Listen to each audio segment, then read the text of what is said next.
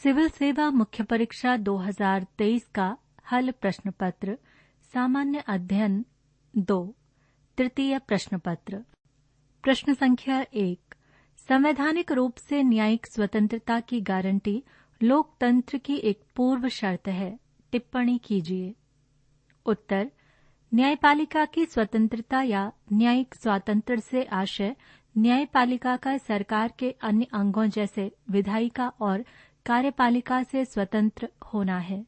इसका अर्थ है कि न्यायपालिका सरकार के अन्य अंगों से या किसी अन्य निजी हित समूह से अनुचित तरीके से प्रभावित न हो। संवैधानिक रूप से गारंटीकृत न्यायिक स्वतंत्रता भारत की लोकतांत्रिक व्यवस्था का मूलभूत स्तंभ है। विधि का शासन न्यायपालिका की स्वतंत्रता का सिद्धांत है, जो वास्तविक सहभागी लोकतंत्र की स्थापना करने, एक गतिशील अवधारणा के रूप में कानून के शासन को बनाए रखने और समाज के कमजोर वर्गों को सामाजिक न्याय प्रदान करने हेतु महत्वपूर्ण है। न्यायपालिका की स्वतंत्रता। न्यायपालिका को सरकार के अन्य विभागों के हस्तक्षेप से उन्मुक्त होना। न्यायपालिका के निर्णय व आदेश कार्यपालिका एवं व्यवस्थापिका के हस्तक्षेप से मुक्त होने चाहिए। न्यायाधीशों को भय या पक्षपात के बिना न्याय करने की स्वतंत्रता होनी चाहिए। भारत में न्यायिक स्वतंत्रता कई महत्वपूर्ण तंत्रों के माध्यम से सुदृढ़ है। न्यायाधीशों के चयन की प्रक्रिया को विधायिका और कार्यपालिका के हस्तक्षेप से बचाया जाता है, जिससे ये सुनिश्चित होता है कि न्यायिक नियुक्तियों में योग्यता सबसे महत्वपूर्ण मानदंड बनी रहे। न्यायाधीश अपनी सेवानिवृत्ति तक सुरक्षित कार्यकाल का अधिकार रखते हैं और साथ ही उन्हें हटाने के लिए कड़ी संवैधानिक प्रक्रियाओं का पालन किया जाता है। न्यायपालिका की वित्तीय स्वतंत्रता न्यायाधीशों के वेतन और भत्तों को विधायी नियंत्रण से बचाती है। न्यायाधीशों को व्यक्तिगत आलोचनाओं से बचाया जाता है और उनके पास अदालत की अवमानना करने वालों को दंडित करने का अधिकार होता है। ऐसा प्रावधान उन्हें प्रतिशोध के डर के बिना निष्पक्ष निर्णय लेने में सक्षम होते हैं।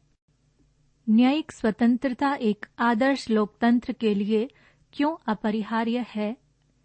न्यायिक समीक्षा के माध्यम से न्यायपालिका कार्यकारी और विधायी मनमानी के खिलाफ एक कवच के रूप में कार्य करती है। ये सुनिश्चित करती है कि शक्ति का प्रयोग संवैधानिक सीमाओं के भीतर किया जाता है। न्यायपालिका संविधान की उदार व्याख्या के माध्यम से नागरिकों के मौलिक अधिकारों की रक्षा करके लोकतंत्र को मजबूत करती है। एक स्वतंत्र न्यायपालिका राज्य के अंगों की शक्ति को प्रभावी ढंग से संतुलित करती है, जिससे किसी एक शाखा को तानाशाही बनने से रोका जा सकता है। ये कानून की उचित प्रक्रिया के कार्यान्वयन को सुनिश्चित करता है, जिससे लोकतांत्रिक मानदंडों और संविधान की सर्वोच्चता को कायम रखा जाता है। एक निष्पक्ष न्यायपालिका वस्तुनिष्ठ व्याख्या को सक्षम बनाती है, भेदभावपूर्ण प्रथाओं को खत्म करने और सामाजिक परिवर्तन को बढ़ावा देने में मदद करती है। हालांकि लोकतंत्र के फलने फूलने के लिए ये आवश्यक है कि कार्यकारी और विधायी शाखाएं इन संवैधानिक प्रावधानों का सम्मान करें।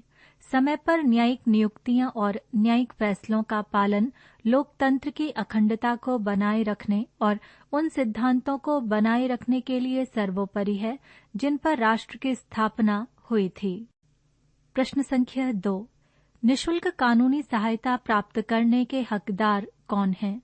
निःशुल्क कानूनी सहायता के प्रतिपादन में राष्ट्रीय विधि सेवा प्राधिकरण की भूमिका का आकलन कीजिए। उत्तर, भारत में संविधान के नीति निदेशक सिद्धांतों के तहत प्रदत्त अनुच्छेद 39A द्वारा अनिवार्य मुफ्त कानूनी सहायता सामाजिक और आर्थिक असमानताओं के बावजूद न्याय और समानता सुनिश्चित करने के लिए एक महत्वपूर्ण तंत्र के रूप में कार्य करती है। कानूनी सेवा प्राधिकरण अधिनियम 1987 ने इन सिद्धांतों को बढ़ावा देने के लिए राष्ट्रीय कानूनी सेवा प्राधिकरण यानी NALSA की स्थापना की। मुफ्त कानूनी सहायता के लिए विशेषतया अनुसूचित जाति, अनुसूचित जनजाति, तस्करी के शिकार, महिलाएं, बच्चे, विकलांग व्यक्ति और आर्थिक रूप से कमजोर या सीमित आय वाले लोग शामिल हैं। NALSA निःशुल्क कानूनी सहायता प्रदान करने में कैसे महत्वपूर्ण भूमिका निभाता है? NALSA अदालतों में कानूनी सलाह प्रदान करता है और कैदियों के बीच जागरूकता अभियान चलाता है। यह सुनिश्चित करता है कि कानूनी कार्यवाही के दौरान उनके अधिकारों को बरकरार रखा जाए। NALSA घरेलू हिंसा के मामलों में महिलाओं का समर्थन करता है और महत्वपूर्ण जेंडर संबंधी कानूनी मुद्दों को संबोधित करते हुए ट्रांसजेंडर अधिकारों की वकालत करता है। ये वरिष्ठ नागरिकों को उनकी विशिष्ट आवश्यकताओं और चुनौतियों के अनुरूप कानूनी सेवाएं प्रदान करके सहायता करता है। NALSA लोक अदालतों, ई-लोक अदालतों, मोबाइल ऐप्स और कानूनी सहायता क्लिनिकों के माध्यम से सुलभ विवाद समाधान को बढ़ावा देता है, जिससे न्याय सभी के लिए अधिक सुलभ हो जाता है। कानूनी साक्षरता कार्यक्रम और न्यायदीप न्यूज़लेटर जैसी पहल जनता को उनके कानूनी अधिकारों और जिम्मेदारियों के बारे में शिक्षित करती है। संबंधित बाधाएं। NALSA को अपने मिशन में कई चुनौतियों का सामना भी करना पड़ता है, जिनमें वैकल्पिक विवाद समाधान विधियों की कम स्वीकार्यता, उपलब्ध सेवाओं के बारे में सीमित सार्वजनिक जागरूकता, लोक अदालतों की शक्तियों पर बाधाएं, पैरालीगल स्वयंसेवकों का कम उपयोग और अधिवक्ताओं से अपर्याप्त समर्थन आदि शामिल हैं। उदाहरण के लिए, पूर्व CJI के अनुसार कानूनी सेवा प्राधिकरण केवल 1% मुकदमेबाजी को संभालता है। अंततः NALSA वैकल्पिक विवाद समाधान और व्यापक कवरेज के माध्यम से न्याय तक पहुंच बढ़ाने में महत्वपूर्ण भूमिका निभाता है।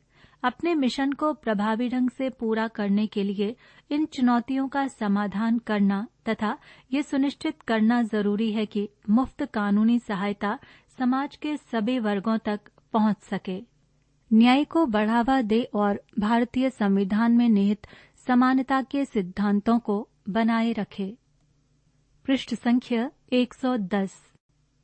प्रश्न संख्या 3। भारत के राज्य शहरी स्थानीय निकायों को कार्यात्मक एवं वित्तीय दोनों ही रूप से सशक्त बनाने के प्रति अनिच्छुक प्रतीत होते हैं। टिप्पणी कीजिए। उत्तर। 74वें संवैधानिक संशोधन अधिनियम 1992 द्वारा भारतीय शहरी स्थानीय निकायों को संवैधानिक दर्जा प्रदान किया गया, लेकिन इसे जिन उद्देश्यों के साथ लाया गया था उसे प्राप्त करने में यह अभी तक पूर्णतः सफल नहीं रहा है। इसके लिए कुछ जिम्मेदार चुनौतियां प्रमुख हैं। राज्यों की ओर से अनिच्छा। शहरी स्थानीय निकाय राज्य अनुदान पर बहुत अधिक निर्भर हैं और उनके पास विविध राजस्व स्रोतों की कमी है। उनकी आय का सृजन 60% संपत्ति कर के कारण होता है। राज्य वित्त आयोगों का अनियमित गठन निधि आवंटन को प्रभावित करता है। मध्य प्रदेश और उत्तर प्रदेश जैसे राज्यों में सीधे निर्वाचित महापौरों के पास प्रायः पर्याप्त अधिकार का अभाव होता है। राज्यों ने इन्हें नामात्र कार्यों और शक्तियों का हस्तांतरण किया है। कुछ राज्य अनिवार्य वार्ड समितियों का गठन पारदर्शी या समय पर नहीं करते हैं। नगर निगम आयुक्त और महापौरों के बीच स्पष्ट निर्णय प्रक्रिया अभाव के कारण ये विकास प्रक्रियाओं में बाधा का कार्य करता है। सफल उदाहरण। कर्नाटक और मिजोरम जैसे राज्य बेहतर स्थानीय निकाय कार्यक्षमता के लिए क्षमता निर्माण पर ध्यान केंद्रित करते हैं। ऐसे ही गुजरात, महाराष्ट्र और आंध्र प्रदेश वित्तीय स्वायत्तता प्रदान करते हैं, जिससे ULB को अपना राजस्व सृजन करने की स्वतंत्रता मिलती है। 21 से अधिक राज्य स्थानीय निकायों में महिलाओं के लिए 50% से अधिक सीटें आरक्षित करते हैं। स्मार्ट सिटी मिशन और अमृत मिशन जैसी पहले भी ULB को कार्य और संसाधन आवंटित कर इसके सुधार में योगदान दे रही हैं। अतः शहरी स्थानीय निकायों को सशक्त बनाने में राज्यों की अनिच्छा को संबोधित करना प्रभावी शहरी प्रशासन और सतत विकास लक्ष्यों को प्राप्त करने के लिए महत्वपूर्ण है। भारत के तेजी से बढ़ते शहरों और कस्बों को आकार देने में स्थानीय निकायों को अपनी उचित भूमिका निभाना आवश्यक है। प्रश्न संख्या 4, संसदीय संप्रभुता के प्रति ब्रिटिश एवं भारतीय दृष्टिकोणों की तुलना करें और अंतर बताएं। उत्तर, संसदीय संप्रभुता, जिसे संसदीय सर्वोच्चता या विधायी संप्रभुता भी कहते हैं, कुछ संसदीय लोकतंत्रों के संवैधानिक विधि की एक अवधारणा है। इसकी ये धारणा होती है कि विधायी निकाय के पास पूर्ण संप्रभुता होती है और वो सभी अन्य सरकारी संस्थानों, जिसमें कार्यपालिका या न्यायिक निकाय समावेशित हैं, से सर्वोच्च होता है। कई राज्यों में संप्रभु विधायिकाएं हैं, जिनमें United kingdom, Finland, Netherlands, New Zealand, Sweden, Barbados, Jamaica, Papua New Guinea और सोलोमन द्वीप समूह सम्मिलित हैं। संसदीय संप्रभुता के प्रति भारतीय दृष्टिकोण। संसद उन संवैधानिक प्रावधानों का आदर और उनका पालन करती है जो उसके अधिकार को संवैधानिक रूप से सीमित करते हैं। उदाहरण के लिए, संविधान के अनुच्छेद 13 में निहित मौलिक अधिकारों और भारतीय राजनीति की संघीय प्रकृति के पालन पर अधिक महत्व, जो संघ और राज्य सरकारों के बीच शक्तियों के विभाजन को अनिवार्य करता है। भारतीय संसदीय संप्रभुता के तहत संसदीय कार्यों और कानूनों की समीक्षा के लिए न्यायपालिका की भूमिका को मजबूत किया गया है। उदाहरण के लिए, किसी भी कानून की संवैधानिक जांच के लिए न्यायिक समीक्षा का अधिकार न्यायपालिका को है। न्यायिक समीक्षा संसदीय संप्रभुता पर एक महत्वपूर्ण जांच के रूप में कार्य करती है, जो इसे संवैधानिक सीमाओं का उल्लंघन करने से रोकती है। भारत में संसद के दोनों सदनों द्वारा पारित होने के बाद भी विधेयक पर राष्ट्रपति अपनी सहमति को रोकने की शक्ति रखता है। हालांकि इस शक्ति के संबंध में कुछ प्रावधान के साथ राष्ट्रपति से अपेक्षा की जाती है कि वे इस शक्ति का प्रयोग विवेकपूर्ण ढंग से और संवैधानिक सिद्धांतों के अनुरूप करें। संसदीय संप्रभुता के प्रति ब्रिटेन दृष्टिकोण। विश्व के विभिन्न प्रगतिशील देशों के संविधान जहां लिखित हैं, वहीं ब्रिटिश संविधान अलिखित है।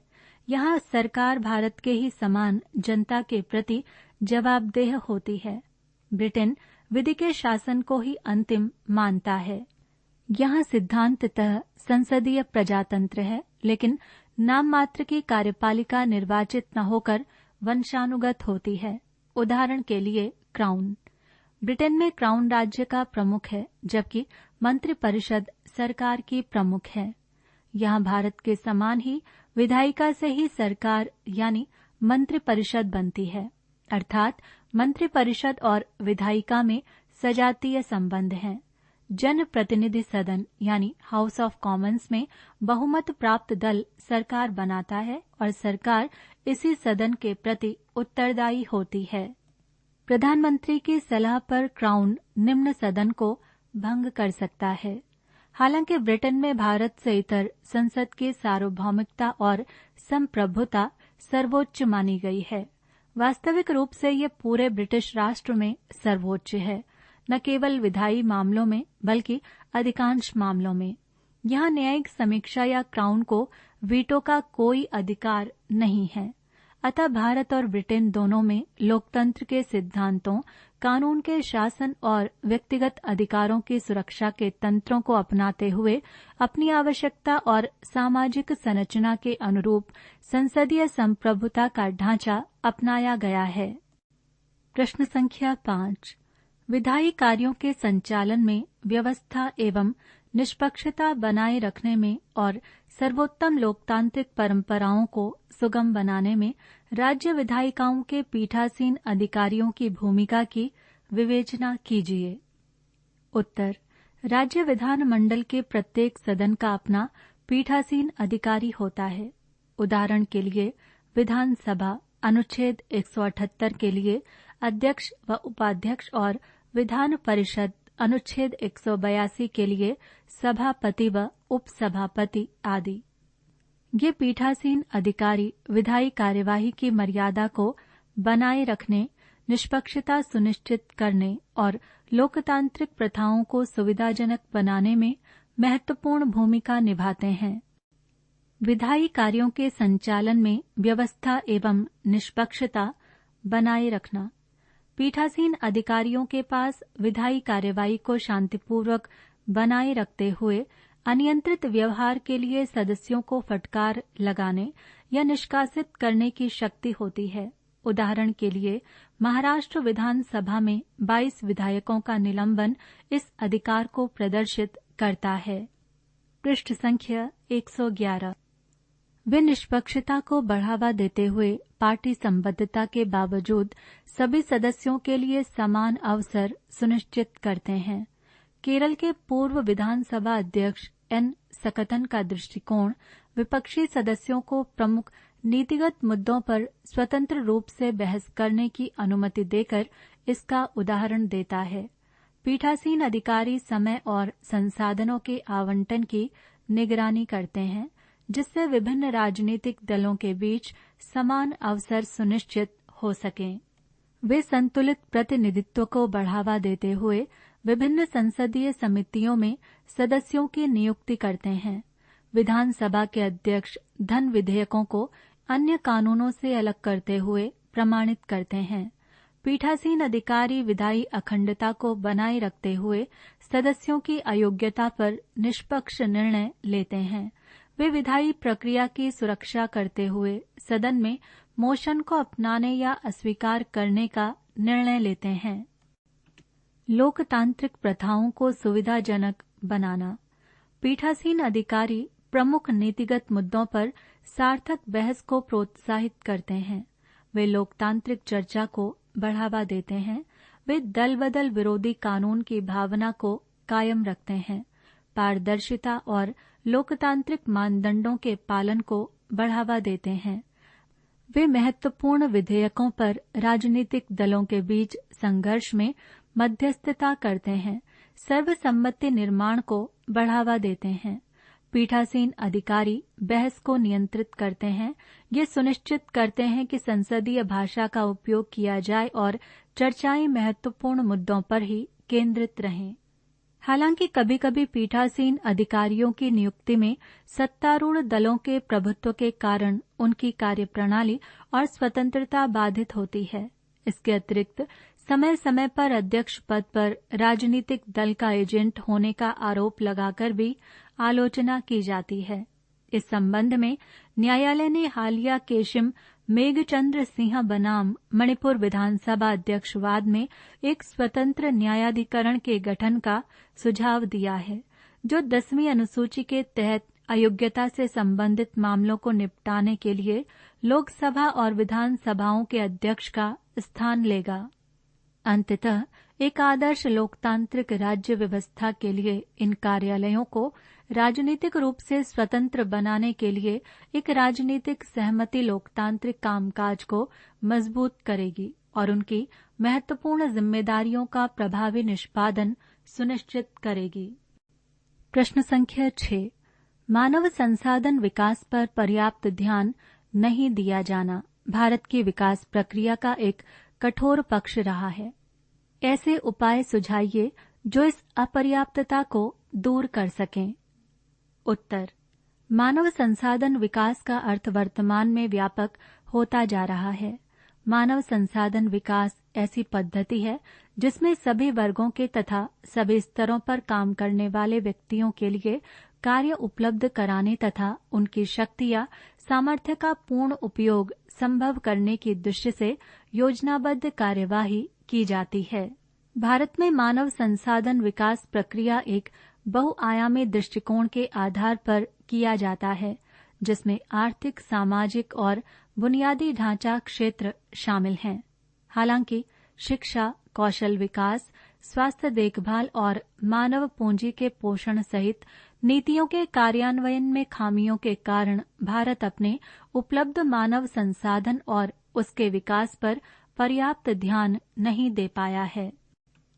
इस अपर्याप्तता के प्रमुख कारण: भारत अपने सकल घरेलू उत्पाद का केवल 2.9% शिक्षा और स्वास्थ्य देखभाल के लिए आवंटित करता है, जो वांछित लक्ष्य से काफी कम है।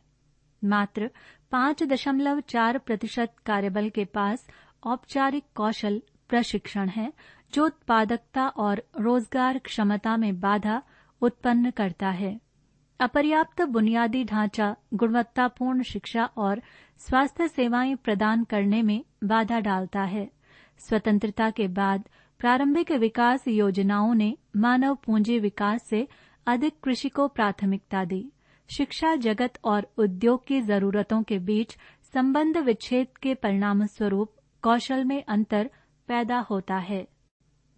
अपर्याप्तता को दूर करने के उपाय: राष्ट्रीय शिक्षा नीति के अनुसार सकल घरेलू उत्पाद के 6% के लक्ष्य तक पहुंचने के लिए शिक्षा खर्च बढ़ाना, उद्योग की मांगों को पूरा करने के लिए स्किल इंडिया कार्यक्रमों का विस्तार और उनका बेहतर क्रियान्वयन करना, शिक्षा में लैंगिक असमानताओं को दूर करने के लिए बेटी बचाओ बेटी पढ़ाओ जैसी अन्य योजनाओं को भी बढ़ावा देना, सस्ती और सुलभ स्वास्थ्य सेवा प्रदान करने के लिए आयुष्मान भारत जैसी पहल का विस्तार करना, जमीनी स्तर पर शिक्षा कार्यक्रमों को लागू करने के लिए प्रथम जैसे गैर सरकारी संगठनों के साथ साझेदारी, राष्ट्रीय कौशल विकास निगम जैसे संस्थानों के माध्यम से निजी कंपनियों के साथ सहयोग का विस्तार, वैश्विक सर्वोत्तम प्रथाओं को अपनाने के लिए यूनेस्को जैसे संगठनों के साथ सहयोग करना। भारत के लिए मानव संसाधन विकास आवश्यक क्यों?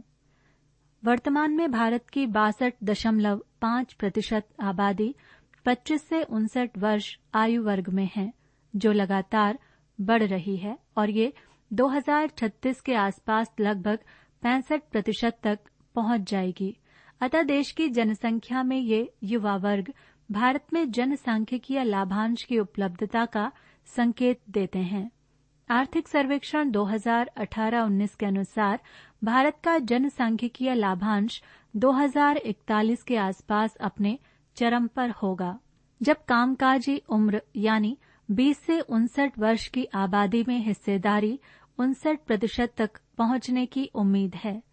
अतः भारत को मानव संसाधन विकास में अपर्याप्तता को संबोधित करने के लिए कौशल विकास पर निवेश बढ़ाने, लक्षित कौशल विकास पर ध्यान केंद्रित करने, लैंगिक समावेशिता को बढ़ावा देने, सुलभ स्वास्थ्य सेवा सुनिश्चित करने, नवीन नीति सुधारों को लागू करने, नागरिक समाज सहयोग को बढ़ावा देने, सार्वजनिक निजी भागीदारी में संलग्न होने और अंतर्राष्ट्रीय स्तर पर सहयोग करने की आवश्यकता है।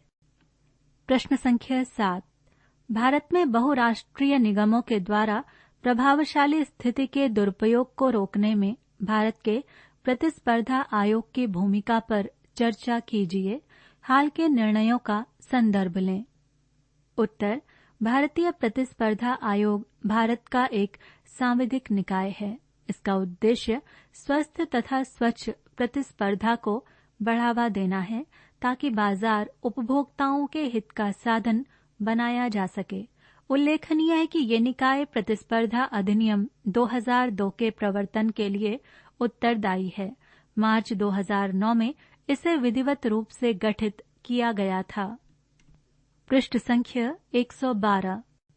प्रमुख भूमिका: भारतीय प्रतिस्पर्धा आयोग भारत के भीतर बहुराष्ट्रीय निगमों यानी MNCs द्वारा प्रमुख पदों के दुरुपयोग को रोकने में महत्वपूर्ण भूमिका निभाता है।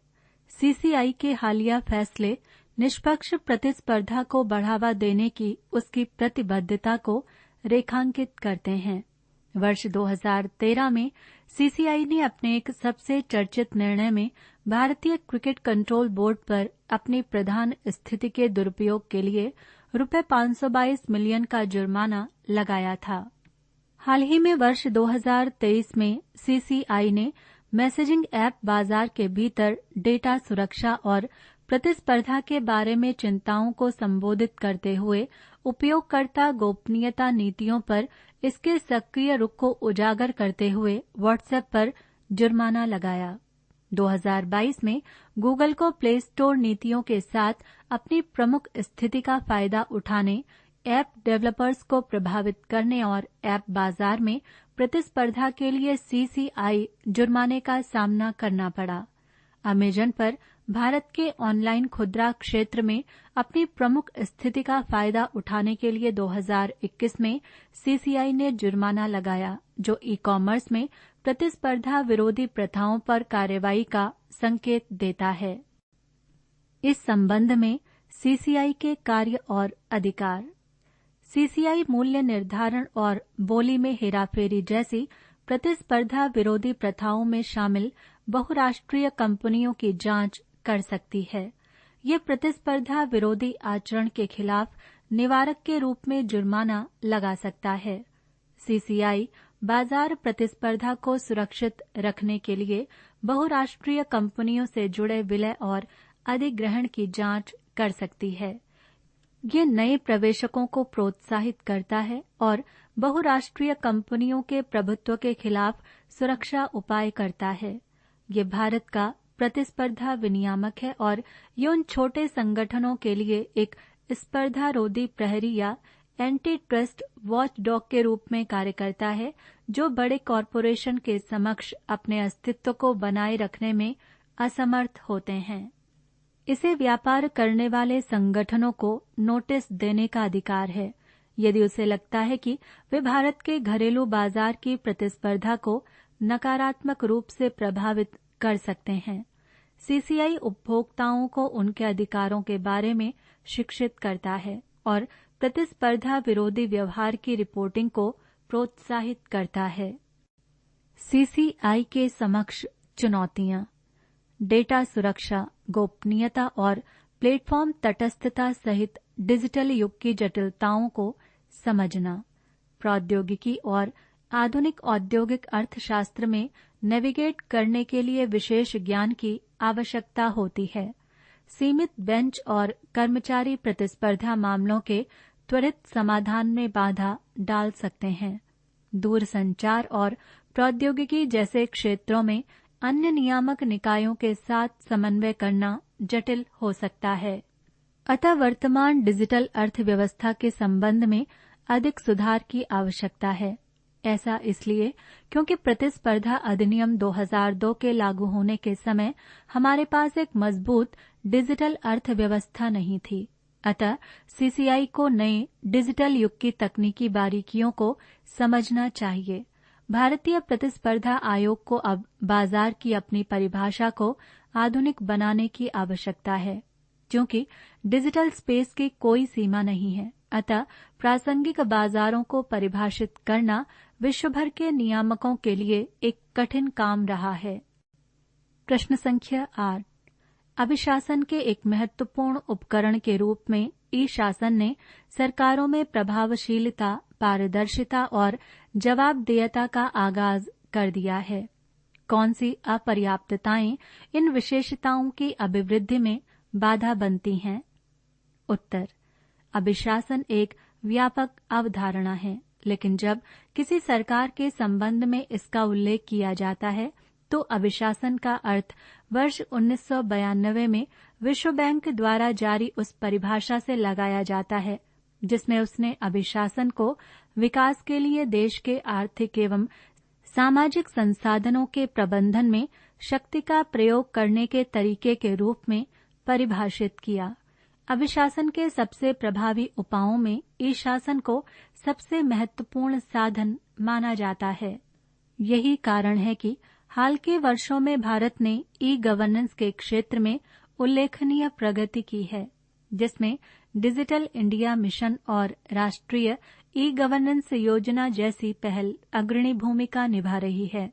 सूचना और संचार प्रौद्योगिकियों का लाभ उठाते हुए इन प्रयासों ने सरकारी सेवाओं की डिलीवरी में एक आदर्श बदलाव लाया है। प्रभावशीलता, पारदर्शिता और जवाबदेही को बढ़ावा दिया है। हालांकि ये स्वीकार करना आवश्यक है कि कई अपर्याप्तताएं अभी भी इसकी पूर्ण क्षमता का एहसास करने में बाधक हैं। ई गवर्नेंस के लाभ। ई गवर्नेंस ने स्वचालन, सुव्यवस्थित प्रक्रियाओं और कागजी कार्यवाही को काफी कम कर दिया है। आयकर दाखिल करने और पासपोर्ट आवेदन जैसे कार्यों को शीघ्रता से निपटाने में ठोस परिणाम स्पष्ट हैं। ऑनलाइन सूचना का अधिकार पोर्टल के आगमन ने लोकतांत्रिक रूप से सरकारी जानकारी को खोल दिया है, पारदर्शिता और सार्वजनिक भागीदारी को बढ़ाया है। प्रत्यक्ष लाभ हस्तांतरण के लिए आधार जैसी प्रौद्योगिकियों का लाभ उठाने से सब्सिडी कार्यक्रमों में रिसाव और भ्रष्टाचार में काफी कमी आई है। ये बदलाव अधिकारियों को सार्वजनिक धन के लिए जवाबदेह बनाता है। ई गवर्नेंस में बाधक अपर्याप्तताएं। भारत में केवल 14.9% ग्रामीण घरों में इंटरनेट की पहुंच है, जबकि शहरी क्षेत्रों में ये आंकड़ा 42% है। भारत में स्मार्टफोन की उपलब्धता के संबंध में एक स्पष्ट जेंडर अंतर मौजूद है, जिसमें 41% वयस्क पुरुषों की तुलना में केवल 25% वयस्क महिलाओं के पास स्मार्टफोन हैं। बड़े स्तर पर डिजिटल साक्षरता का अभाव। उदाहरण के लिए देश में केवल 38% परिवार ही डिजिटल रूप से साक्षर हैं। कोविन पोर्टल में 2023 डेटा उल्लंघन जैसी हालिया घटनाओं ने 3 मिलियन से अधिक लोगों के व्यक्तिगत डेटा को उजागर किया, जो महत्वपूर्ण कमजोरियों को उजागर करता है। डिजिटल अधिकारों, डेटा सुरक्षा और ऑनलाइन जवाबदेही को संबोधित करने के लिए अपर्याप्त कानूनी और नियामक ढांचे सिस्टम में महत्वपूर्ण खामियां छोड़ देते हैं। 2021 के भ्रष्टाचार धारणा सूचकांक में 180 देशों में से भारत का 85वां स्थान भ्रष्टाचार से निपटने में लगातार चुनौतियों का संकेत देता है। ग्रामीण क्षेत्र इंटरनेट कनेक्टिविटी और विश्वसनीय बिजली आपूर्ति की कमी से जूझ रहे हैं, जिससे प्रभावी ई गवर्नेंस के लिए महत्वपूर्ण चुनौतियां पैदा हो रही हैं। अतः सरकार को प्रभावशीलता एवं दक्षता बढ़ाने के लिए ऐसे उपाय करने चाहिए जिससे विभिन्न संस्थान अपने समुदाय की जरूरतों को पूरा करने वाले परिणाम उत्पन्न करने में सक्षम हो सकें। जवाबदेही सुनिश्चितता के लिए सरकारी संस्थानों, निजी क्षेत्रों और नागरिक संगठनों को सार्वजनिक एवं संस्थागत हितधारकों के प्रति जवाबदेह ठहराया जाना चाहिए। पारदर्शिता के लिए ऐसे तंत्र की स्थापना की जानी चाहिए जो आवश्यक सूचनाओं को जनता तक आसानी से सुलभ कराती हो। पृष्ठ संख्या 113। प्रश्न संख्या 9। संघर्ष का विषाणु एससीओ के कामकाज को प्रभावित कर रहा है। उपर्युक्त कथन के आलोक में समस्याओं को कम करने में भारत की भूमिका बताइए। उत्तर: संघर्ष के विषाणु से तात्पर्य इस संगठन के सदस्य देशों के बीच आपसी मनमुटाव और विरोध की राजनीति, उदाहरण भारत पाकिस्तान, भारत चीन, रूस यूक्रेन युद्ध मुद्दे पर सदस्य देशों में एक मत पर विभेद आदि से है। इसलिए इसकी प्रासंगिकता के संबंध में कहा भी जाता है कि ये एकमात्र कागजी शेर है या एक विकास का पावर हाउस। वर्तमान में शंघाई सहयोग संगठन यानी एससीओ के तहत 9 सदस्य देश शामिल हैं। एससीओ की स्थापना शंघाई 5 के नाम चीन, रूस, ताजिकिस्तान, किर्गिस्तान और ताजिकिस्तान से वर्ष 1996 में हुई थी। बाद में 15 जून 2001 को चीन, ताजिकिस्तान, किर्गिस्तान, रूस, ताजिकिस्तान और उज्बेकिस्तान के नेताओं द्वारा इसे शंघाई चीन में शंघाई सहयोग संगठन के रूप में स्थापना की गई। इन संस्थापक सदस्य देशों के अतिरिक्त वर्तमान में भारत, पाकिस्तान और ईरान 23वें शिखर सम्मेलन के दौरान स्थायी 9वें सदस्य के रूप में शामिल भी इसका स्थायी सदस्य देश है। एससीओ के कामकाज को प्रभावित करने वाले संघर्ष। मध्य एशियाई देशों में हाइड्रोकार्बन तक पहुंच को लेकर अक्सर सदस्य देशों के बीच परस्पर विरोधी हित सामने आते हैं जो सहयोग में बाधा उत्पन्न करते हैं।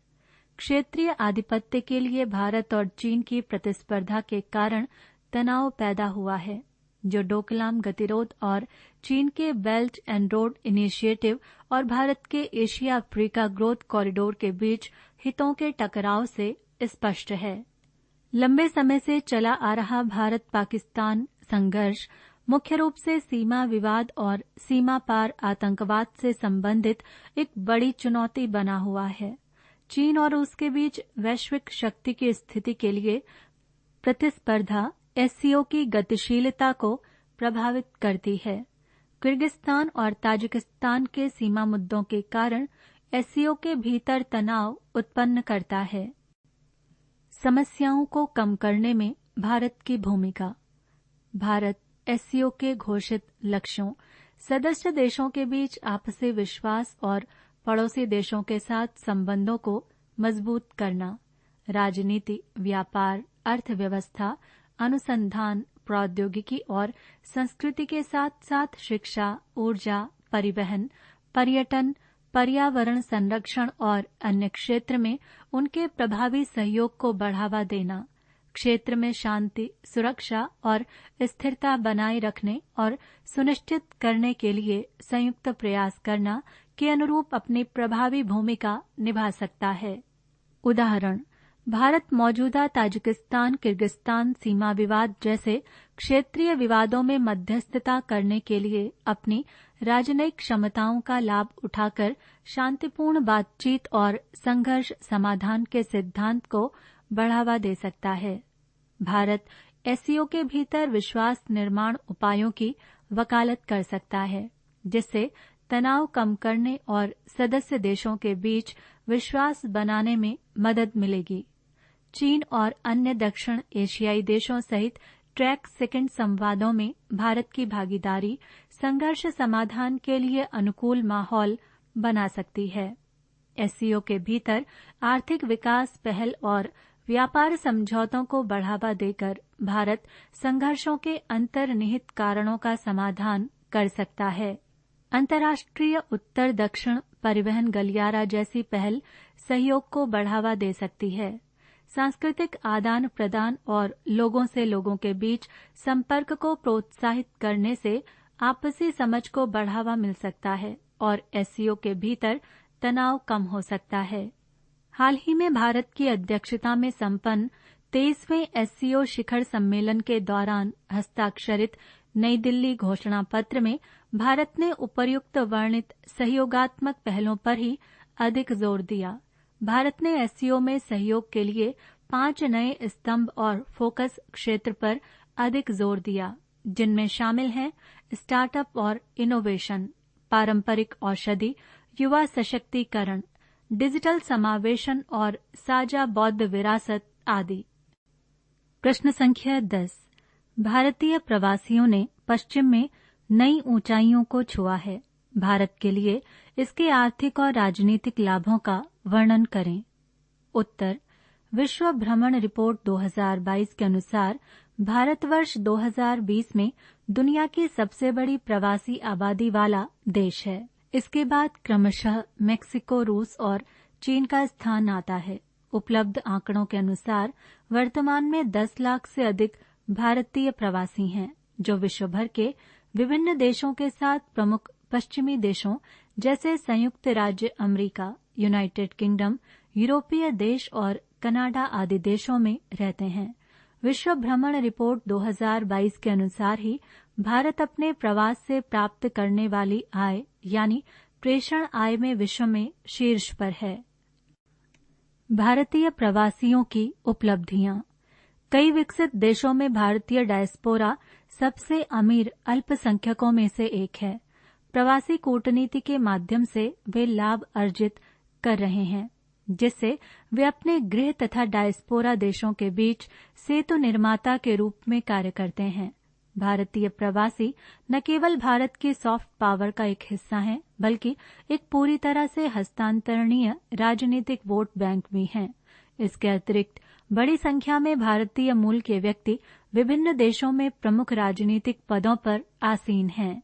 उदाहरण के लिए सुंदर पिचाई अमेरिका की उपराष्ट्रपति कमला हैरिस और ब्रिटेन के प्रधानमंत्री ऋषि सुनक भारतीय प्रवासियों की आर्थिक और राजनीतिक प्रमुखता का उदाहरण हैं। ऐसे ही विनोद खोसला और इंदिरा नूई ने पश्चिमी निगमों में निवेशक और सीईओ के रूप में उत्कृष्ट प्रदर्शन किया है। वर्तमान समय में विश्व बैंक के अध्यक्ष के रूप में अजय बंगा का नेतृत्व महत्वपूर्ण वैश्विक संस्थानों में भारतीय प्रवासियों के प्रभाव को प्रदर्शित करता है। भारत के लिए आर्थिक लाभ। 2020 में भारत को पश्चिम से $83 बिलियन से अधिक प्रेषण प्राप्त हुआ, जो विदेशी मुद्रा का एक महत्वपूर्ण स्रोत है। भारतीय प्रवासी अक्सर आर्थिक विकास को बढ़ावा देने के लिए भारतीय व्यवसायों, स्टार्टअप और रियल एस्टेट में निवेश करते हैं। प्रवासी भारतीयों द्वारा दुनिया भर में भारतीय संस्कृति को बढ़ावा देने से पर्यटन और सांस्कृतिक निर्यात को बढ़ावा मिलता है। पृष्ठ संख्या 114। भारत के लिए राजनीतिक लाभ। प्रवासी भारतीय प्रभावी रूप से भारत के हितों की पैरवी करते हैं, जैसा कि भारत अमेरिका नागरिक परमाणु समझौते के दौरान देखा गया था। USIN, PAC और IACF जैसे प्रभावशाली समूह अमेरिका भारत संबंधों को मजबूत करते हैं। ऋषि सुनक और कमला हैरिस जैसे नेता वैश्विक मुद्दों पर भारतीय हितों का समर्थन करते हैं। प्रवासी सक्रिय रूप से भारतीय संस्कृति को बढ़ावा देते हैं। उदाहरण के लिए हाल ही में भारत में संपन्न G20 सम्मेलन के दौरान ब्रिटिश प्रधानमंत्री का नई दिल्ली स्थित अक्षरधाम मंदिर जाना। अतः कहा जा सकता है कि पश्चिम में भारत के प्रवासी आर्थिक विकास, राजनीतिक प्रभाव और सॉफ्ट पावर को चलाने वाला एक पावर हाउस है। उनका योगदान भारत के विकास, वैश्विक स्थिति और विश्व मंच पर अपने हितों को आगे बढ़ाने की क्षमता पर महत्वपूर्ण प्रभाव डालता है। प्रवासी न केवल अपने द्वारा अपनाए गए देशों में समृद्धि लाते हैं, बल्कि भारत और दुनिया के बीच एक सेतु के रूप में काम करते हैं, जिससे विश्व स्तर पर भारतीय संस्कृति और मूल्यों की गहरी समझ को बढ़ावा मिलता है। उनकी सफलता भारत की सफलता है और उनका प्रभाव भौगोलिक सीमाओं से कहीं आगे तक फैला हुआ है, जो उन्हें वैश्विक मंच पर देश के लिए अमूल्य राजदूत बनाता है। प्रश्न संख्या 11। भारत का संविधान अत्यधिक गतिशीलता की क्षमताओं के साथ एक जीवंत यंत्र है। ये प्रगतिशील समाज के लिए बनाया गया एक संविधान है। जीने के अधिकार तथा व्यक्तिगत स्वतंत्रता के अधिकार में हो रहे निरंतर विस्तार के विशेष संदर्भ में उदाहरण सहित व्याख्या कीजिए। उत्तर। भारत के संविधान को अक्सर प्रगतिशील समाज की उभरती जरूरतों को पूरा करने के लिए उल्लेखनीय गतिशीलता के साथ एक जीवित उपकरण के रूप में सराहा जाता है। ये गतिशीलता भारतीय संविधान के दो मूलभूत स्तंभों, जीवन और व्यक्तिगत स्वतंत्रता में सबसे अधिक स्पष्ट है। संविधान के अनुच्छेद 21 में निहित जीवन और व्यक्तिगत स्वतंत्रता का अधिकार प्रारंभ में जीवन और व्यक्तिगत स्वतंत्रता के मनमाने ढंग से वंचित होने के विरुद्ध सुरक्षा की गारंटी देता था। हालांकि पिछले कुछ वर्षों में भारतीय न्यायपालिका ने अपनी प्रगतिशील व्याख्याओं के माध्यम से इन अधिकारों के दायरे को व्यापक बनाया है। इसमें अब स्वच्छ पर्यावरण, गोपनीयता और यहाँ तक कि सम्मान के साथ मरने का अधिकार भी शामिल है। ये विस्तार बदलते सामाजिक मानदंडों और मूल्यों के अनुकूल संविधान की क्षमता को दर्शाते हैं। उदार एवं प्रगतिशील न्यायिक निर्वचन के माध्यम से अनुच्छेद 21 का बहुआयामी विस्तार। मेनका गांधी बनाम भारत संघ 1978। सर्वोच्च न्यायालय ने माना कि किसी व्यक्ति को जीवन या स्वतंत्रता से वंचित करने के लिए कानून द्वारा स्थापित प्रक्रिया निष्पक्ष, ऋजु और उचित होनी चाहिए। इस निर्णय ने अनुच्छेद 21 के दायरे को केवल शारीरिक संयम से परे विस्तारित किया। गरिमामय जीवन का अधिकार।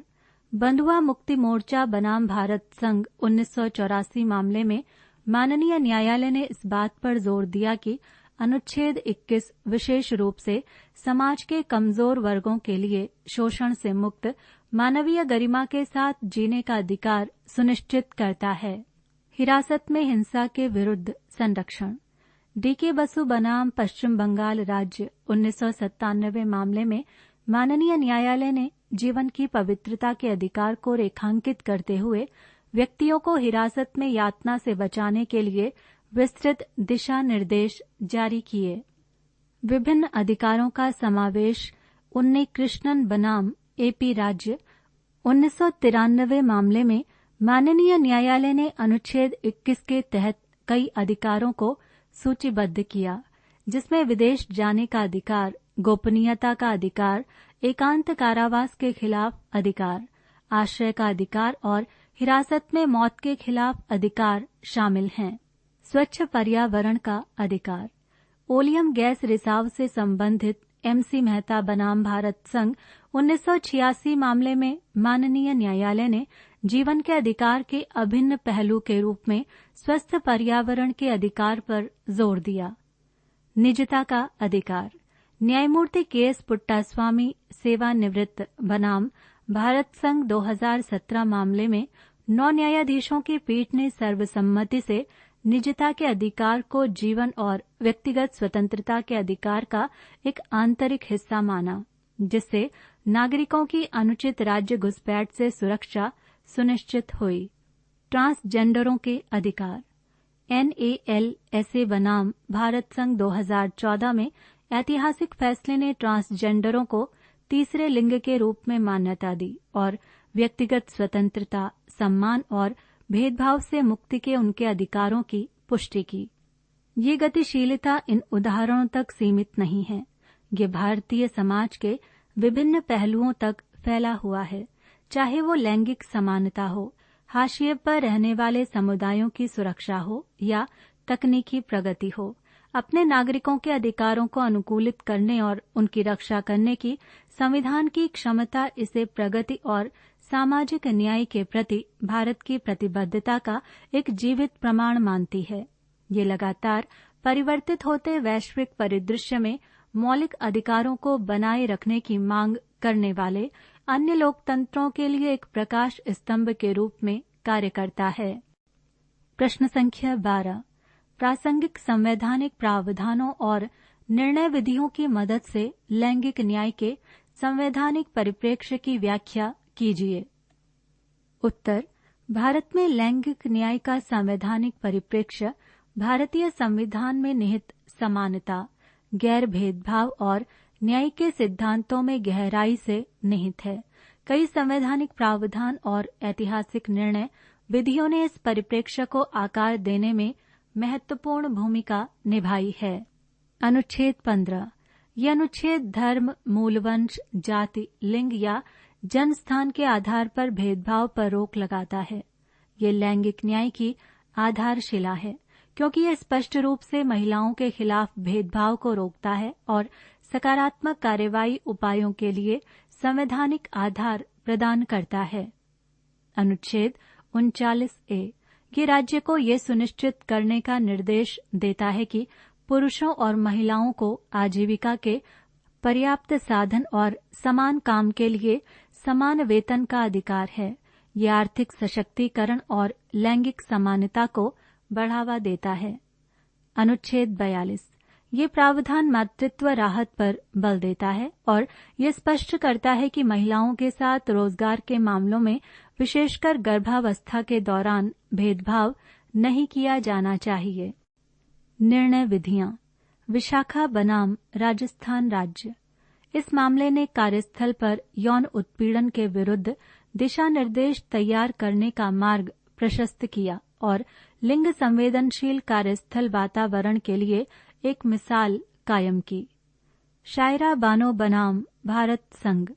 इस मामले ने इस सिद्धांत की पुष्टि करते हुए 3 तलाक की प्रथा को असंवैधानिक घोषित कर दिया कि भेदभावपूर्ण रीति रिवाजों और प्रथाओं पर लैंगिक न्याय कायम रहना चाहिए। नवतेज सिंह जौहर बनाम भारत संघ। इस मामले में सर्वोच्च न्यायालय ने LGBTQ+ समुदाय के अधिकारों को मान्यता देते हुए समलैंगिकता को अपराध की श्रेणी से हटा दिया और लैंगिक न्याय के दायरे का और अधिक विस्तार किया।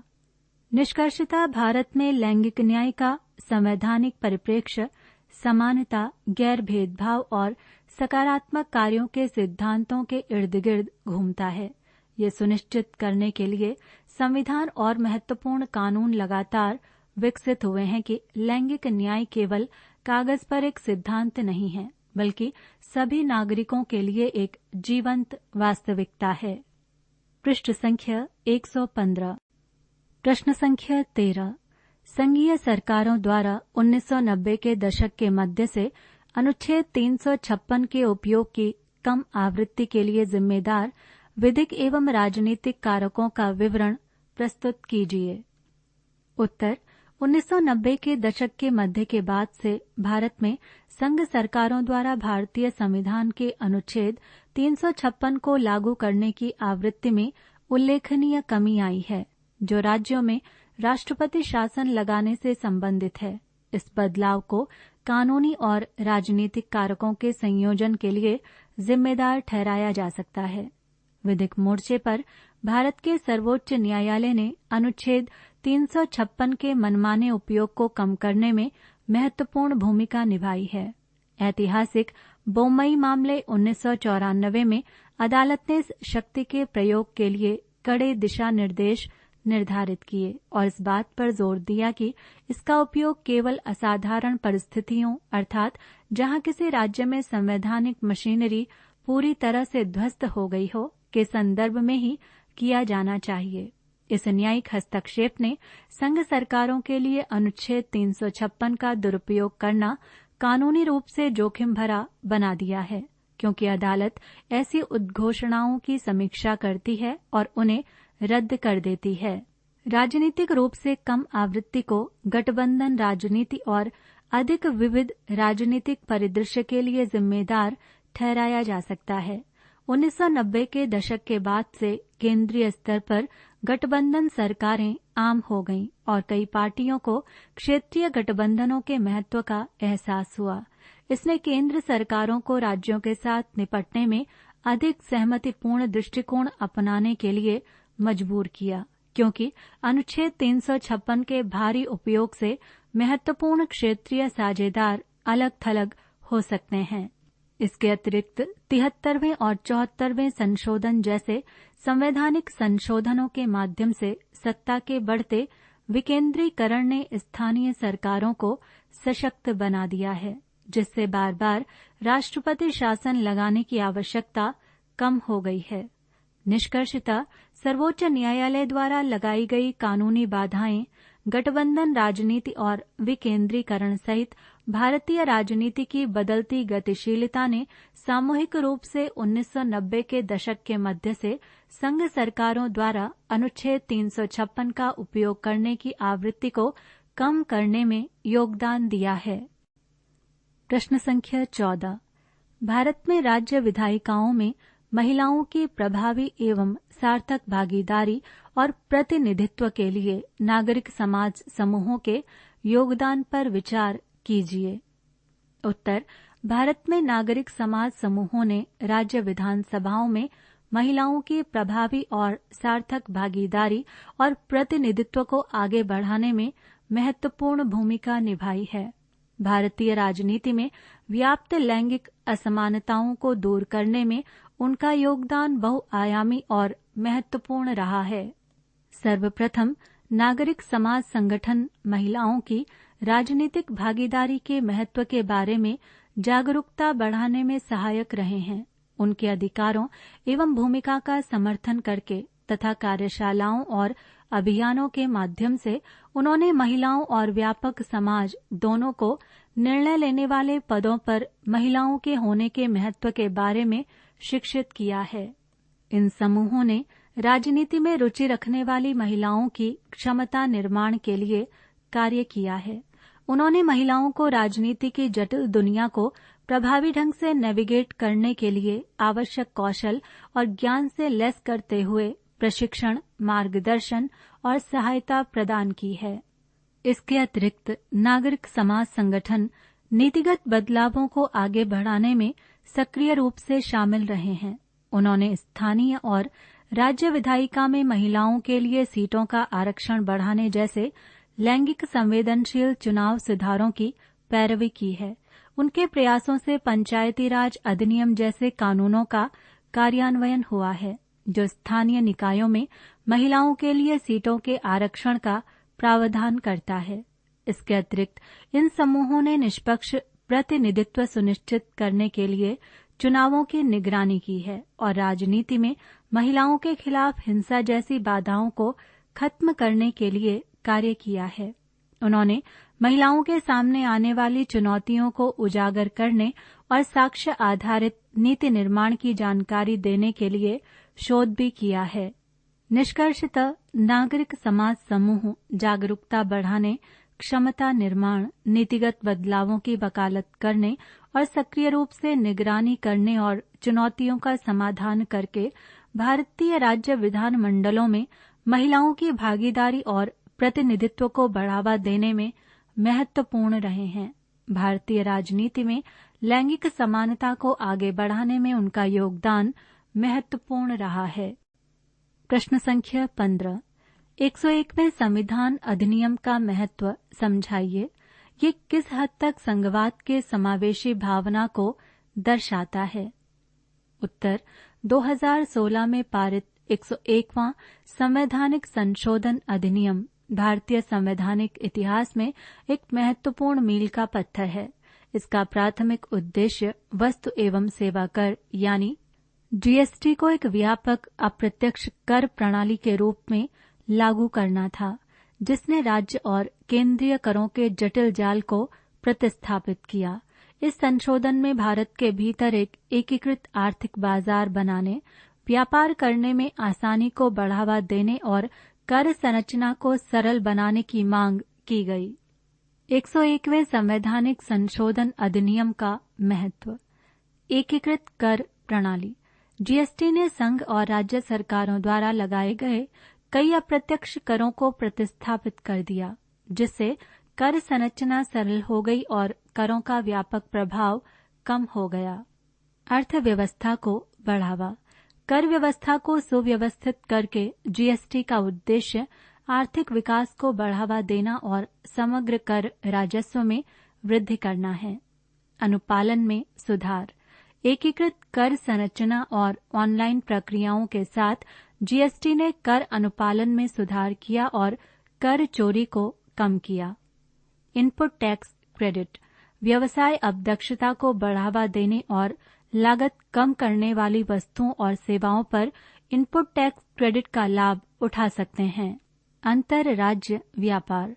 जीएसटी ने प्रवेश करों को समाप्त करके निर्बाध अंतर राज्य व्यापार और वाणिज्य में अवरोध उत्पन्न करने वाली राज्य बाधाओं को समाप्त कर दिया। संघवाद की समायोजनकारी भावना। संघवाद के संदर्भ में 101वां संशोधन एक उल्लेखनीय समायोजन भावना को दर्शाता है। इसके लिए सहकारी संघवाद को प्रदर्शित करने वाली संघ सरकार और राज्य के बीच आम सहमति की आवश्यकता थी। राष्ट्र की अर्थव्यवस्था के लिए बड़े लाभों को मान्यता देते हुए एक समान कर व्यवस्था बनाने के लिए राज्य ने स्वेच्छा से अपनी कुछ कराधान शक्तियों को त्याग दिया। पृष्ठ संख्या 116। इसके अतिरिक्त संघ और राज्य दोनों सरकारों के प्रतिनिधियों वाली जीएसटी परिषद इस सुधार की सहकारी प्रकृति को रेखांकित करती है। ये राज्यों को अपनी चिंताओं को व्यक्त करने और सामूहिक रूप से जीएसटी दरों तथा नीतियों पर निर्णय लेने की अनुमति देता है, जो सहकारी संघवाद के प्रति भारत की प्रतिबद्धता का उदाहरण है। निष्कर्षतः जीएसटी लागू करके 101वां संवैधानिक संशोधन अधिनियम भारत की आर्थिक और संघीय संरचना में अत्यधिक महत्व रखता है। ये देश की अर्थव्यवस्था की बेहतरी के लिए संघ और राज्य के बीच सहयोग को बढ़ावा देकर संघवाद की उदार भावना को दर्शाता है। प्रश्न संख्या 16, संसदीय समिति प्रणाली की संरचना को समझाइए। भारतीय संसद के संस्थानीकरण में वित्तीय समितियों ने कहां तक मदद की? उत्तर, भारत में संसदीय समिति प्रणाली इसके लोकतांत्रिक ढांचे का एक अभिन्न अंग है, जिसे विधायी जांच, निरीक्षण और विचार विमर्श को बढ़ाने के लिए डिजाइन किया गया है। इस प्रणाली में विभिन्न प्रकार की समितियां शामिल हैं, जिनमें वित्तीय समितियां भारतीय संसद के संस्थानीकरण में महत्वपूर्ण भूमिका निभाती हैं। संसदीय समिति प्रणाली की संरचना में 2 व्यापक श्रेणियां शामिल हैं, स्थायी समितियां और तदर्थ समितियां। स्थायी समितियां स्थायी निकाय होती हैं, जबकि तदर्थ समितियां विशिष्ट कार्यों या मुद्दों के लिए बनाई जाती हैं। वित्तीय समितियां स्थायी समितियों की श्रेणी में आती हैं। 3 मुख्य वित्तीय समितियां हैं। लोक लेखा समिति, ये सरकारी व्यय और सार्वजनिक धन के प्रभावी उपयोग की जांच करती है। पीएसी वित्तीय जवाबदेही और पारदर्शिता सुनिश्चित करने में महत्वपूर्ण भूमिका निभाती है। प्राक्कलन समिति, ये समिति सरकारी नीतियों और कार्यक्रमों का मूल्यांकन करती है, ताकि ये सुनिश्चित हो सके कि वे बजटीय आवंटन और अनुमान के अनुरूप हैं। ये कुशल संसाधन आवंटन में सहायता करती है। सार्वजनिक उपक्रमों पर समिति, सरकारी स्वामित्व वाले निगमों और कंपनियों के प्रदर्शन पर केंद्रित ये समिति उनकी वित्तीय व्यवहार्यता और परिचालन दक्षता का आकलन करती है। वित्तीय समितियां कई तरीकों से भारतीय संसद को संस्थागत बनाने में मदद करती हैं। सर्वप्रथम वे सरकारी वित्त की जांच करते हैं और ये सुनिश्चित करते हैं कि सार्वजनिक धन विवेकपूर्ण ढंग से और संसदीय अनुमति के अनुसार व्यय किया जाए। ये जवाबदेही तंत्र कार्यकारी शाखा की विधायी निगरानी को मजबूत करता है। दूसरा, ये समितियां सूचित निर्णय लेने की सुविधा प्रदान करती हैं। बजट प्रस्तावों और नीतियों की जांच करके वे प्रभावी संसाधन आवंटन और कार्यक्रम कार्यान्वयन में योगदान करते हैं। इसके अतिरिक्त वित्तीय समितियां पारदर्शिता को प्रोत्साहित करती हैं और वित्तीय अनौचित्य को हतोत्साहित करती हैं। इनके प्रतिवेदन की अक्सर मीडिया और नागरिक समाज द्वारा जांच की जाती है, जो सरकारी व्यय पर सार्वजनिक जागरूकता और बहस को बढ़ावा देते हैं। निष्कर्षतः भारतीय संसदीय समिति प्रणाली के अंतर्गत वित्तीय समितियों ने संसद के संस्थागतकरण में महत्वपूर्ण योगदान दिया है। वे वित्तीय जवाबदेही, पारदर्शिता और सूचित निर्णय लेने को बढ़ावा देते हैं, जो एक कार्यशील लोकतंत्र के आवश्यक पहलू हैं। हालांकि उनकी प्रभावशीलता को बढ़ाने और भारत की लोकतांत्रिक संस्थाओं को और मजबूत करने के लिए निरंतर प्रयासों तथा उनकी सिफारिशों को लागू करने की आवश्यकता है। प्रश्न संख्या 17, वंचितों के विकास और कल्याण की योजनाएं अपनी प्रकृति से ही दृष्टिकोण में भेदभाव करने वाली होती हैं। क्या आप सहमत हैं? अपने उत्तर के पक्ष में कारण दीजिए। उत्तर, ये कथन कमजोर लोगों के लिए विकास और कल्याण योजनाएं अपनी प्रकृति से भेदभावपूर्ण हैं। एक सूक्ष्म कथन है जिस पर सावधानीपूर्वक विचार करने की आवश्यकता है।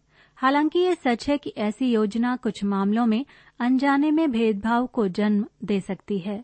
उनका मूल उद्देश्य मौजूदा असमानताओं को दूर करना और समाज के हाशिए पर रहने वाले वर्गों का उत्थान करना है।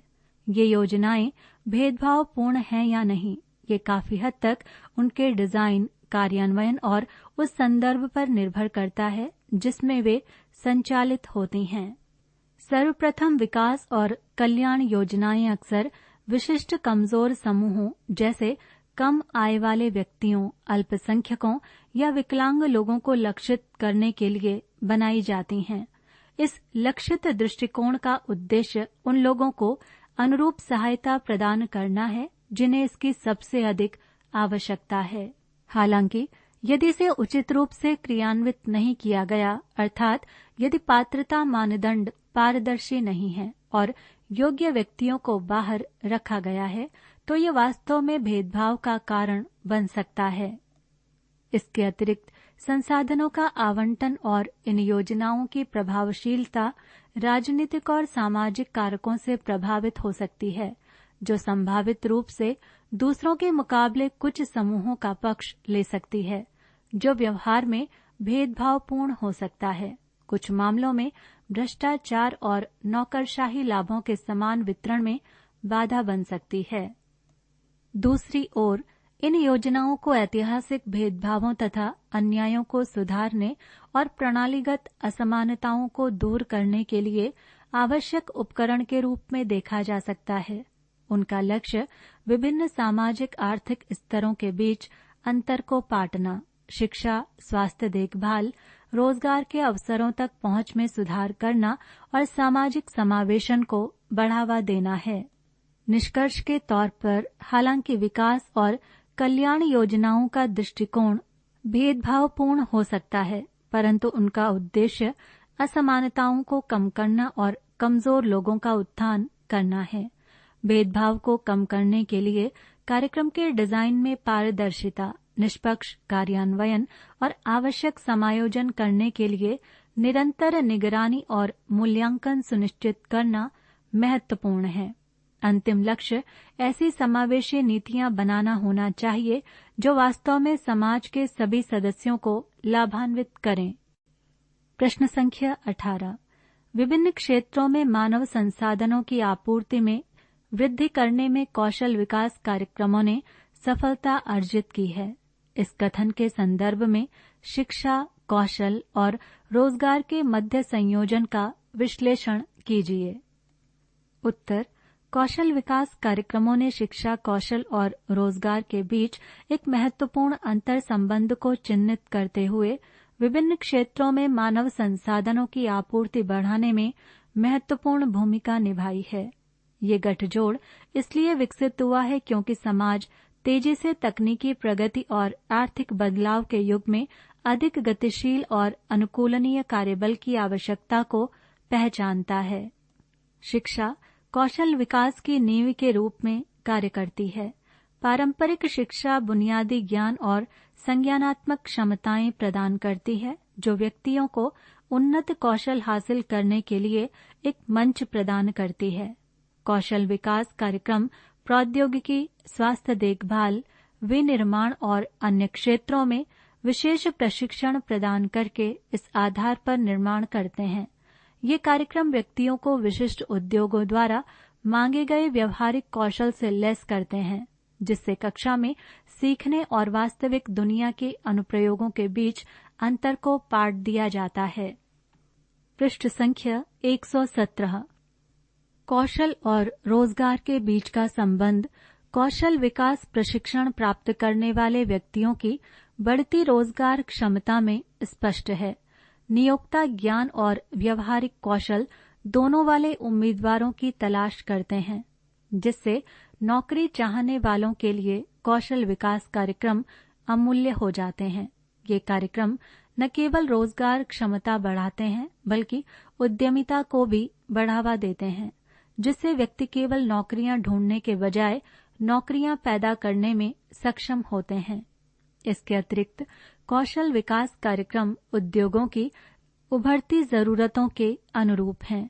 वे उभरती प्रौद्योगिकियों और बाजार की मांगों के लिए तेजी से अनुकूलन करते हैं, जिससे ये सुनिश्चित होता है कि कार्यबल प्रासंगिक बना रहे।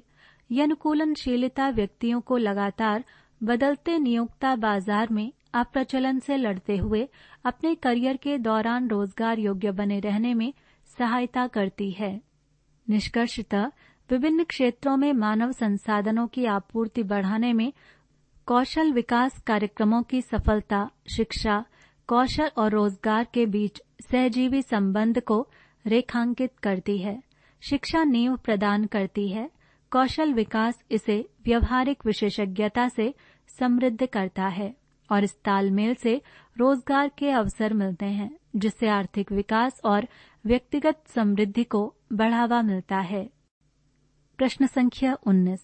नाटो का विस्तार एवं सुदृढ़ीकरण और एक मजबूत अमेरिका यूरोप रणनीतिक साझेदारी भारत के लिए अच्छा काम करती है। इस कथन के बारे में आपकी क्या राय है? अपने उत्तर के समर्थन में कारण और उदाहरण दीजिए। उत्तर: ये कथन कि नाटो का विस्तार और सुदृढ़ीकरण और एक मजबूत अमेरिका यूरोप रणनीतिक साझेदारी भारत के लिए अच्छा काम करती है, एक सूक्ष्म कथन है और भारत की विदेश नीति के लिए इसके निहितार्थ बहुआयामी हैं। सामरिक तथा भू राजनीतिक दृष्टिकोण से नाटो और संयुक्त राज्य अमेरिका तथा यूरोप के बीच घनिष्ठ संबंधों से भारत को कई लाभ मिल सकते हैं।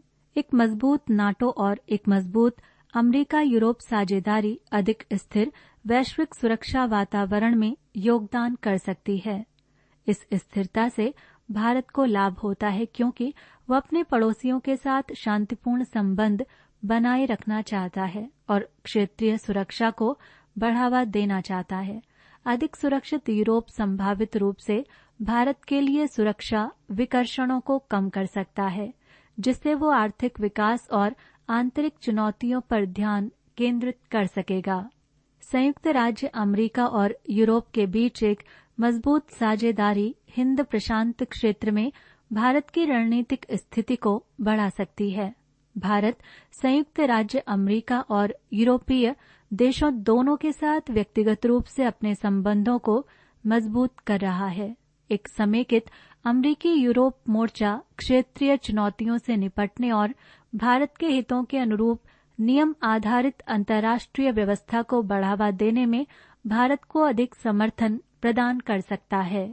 इसके अतिरिक्त भारत नाटो और कई यूरोपीय देशों के साथ लोकतंत्र और कानून के शासन जैसे सामान्य मूल्यों को साझा करता है। घनिष्ठ संबंध, आतंकवाद विरोधी जलवायु परिवर्तन और पारस्परिक लाभ प्रदान करने वाली प्रौद्योगिकी जैसे क्षेत्रों में सहयोग को बढ़ावा दे सकते हैं। हालांकि संभावित कमियों और जटिलताओं पर विचार करना महत्वपूर्ण है। भारत एक रणनीतिक स्वायत्तता नीति बनाए रखता है और किसी एक गुट के साथ अत्यधिक जुड़ाव इसके लचीलेपन को सीमित कर सकता है। इसके अतिरिक्त भारत ने रूस के साथ संबंध सुधारने की कोशिश की है, जिसके नाटो और कुछ यूरोपीय देशों के साथ जटिल संबंध हैं। नाटो का विस्तार और सुदृढ़ीकरण और एक मजबूत अमेरिका यूरोप साझेदारी भारत को विशेष रूप से चीन को संतुलित करने और एक बहुध्रुवीय वैश्विक व्यवस्था सुनिश्चित करने में कुछ लाभ दे सकते हैं, परंतु इस संदर्भ में नई दिल्ली को सावधानी से चलने की आवश्यकता है।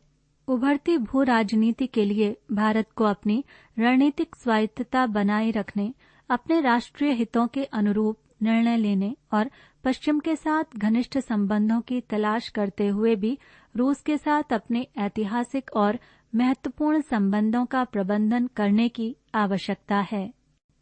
प्रश्न संख्या 20। समुद्र ब्रह्मांड का एक महत्वपूर्ण घटक है।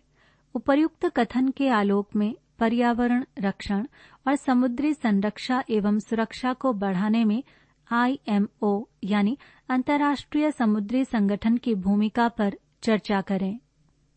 उत्तर: ये कथन समुद्र ब्रह्मांड का एक महत्वपूर्ण घटक है।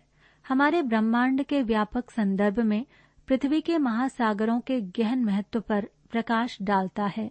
महासागर हमारे ग्रह की 70% से अधिक सतह को कवर करते हैं तथा जलवायु को विनियमित करने, विविध पारिस्थितिकी तंत्र का समर्थन करने और पृथ्वी पर जीवन को बनाए रखने में महत्वपूर्ण भूमिका का निर्वहन करते हैं। उनके महत्व को पहचानते हुए, पर्यावरण की रक्षा करते हुए और समुद्री सुरक्षा और संरक्षा को बढ़ाते हुए समुद्र के जिम्मेदार और टिकाऊ उपयोग को सुनिश्चित करने के लिए अंतर्राष्ट्रीय समुद्री संगठन जैसे अंतर्राष्ट्रीय संगठनों की स्थापना की गई है। संयुक्त राष्ट्र की एक विशेष एजेंसी IMO शिपिंग को विनियमित करने के लिए वैश्विक प्राधिकरण के रूप में कार्य करती है। पर्यावरण की रक्षा में इसकी भूमिका सर्वोपरि है, क्योंकि समुद्री गतिविधियां समुद्री पारिस्थितिकी तंत्र के नाजुक संतुलन पर महत्वपूर्ण प्रभाव डाल सकती हैं। आईएमओ ने जहाजों से वायु और जल प्रदूषण को कम करने के लिए विभिन्न नियम प्रस्तुत किए हैं, जैसे कि जहाजों से प्रदूषण की रोकथाम के लिए अंतर्राष्ट्रीय अभिसमय। इन विनियमों का उद्देश्य हानिकारक पदार्थों के निर्वहन को सीमित करना, ग्रीन हाउस गैस उत्सर्जन को नियंत्रित करना और तेल रिसाव को रोकना है, जो समुद्री पर्यावरण को संरक्षित करने के लिए महत्वपूर्ण है। समुद्री सुरक्षा और संरक्षा बढ़ाना आईएमओ के अधिदेश का एक और महत्वपूर्ण पहलू है। ये समुद्र में दुर्घटनाओं और घटनाओं को कम करने के लिए जहाज के डिजाइन, निर्माण और संचालन के लिए मानक निर्धारित करता है। समुद्र में जीवन की सुरक्षा के लिए आईएमओ का अंतर्राष्ट्रीय अभिसमय समुद्री सुरक्षा के प्रति इसकी प्रतिबद्धता का एक प्रमुख उदाहरण है। इसके अतिरिक्त संगठन समुद्री डकैती रोधी उपायों पर काम करता है और वैश्विक सुरक्षा को बढ़ावा देने के लिए समुद्र में अवैध गतिविधियों से निपटने के लिए अन्य एजेंसियों के साथ सहयोग करता है। निष्कर्षतः ब्रह्मांड में समुद्र का महत्व जिम्मेदार प्रबंधन की आवश्यकता को रेखांकित करता है। आईएमओ अपने पर्यावरण नियमों और सुरक्षा मानकों के माध्यम से हमारे महासागरों की सुरक्षा में महत्वपूर्ण भूमिका निभाता है और ये सुनिश्चित करता है कि वे हमारे ग्रह की परस्पर जुड़ी प्रणालियों का एक महत्वपूर्ण घटक और पृथ्वी पर जीवन के लिए एक प्रकाश स्तंभ बने रहें। पृष्ठ संख्या 118। पृष्ठ संख्या 118 पर विज्ञापन है। पृष्ठ संख्या 119।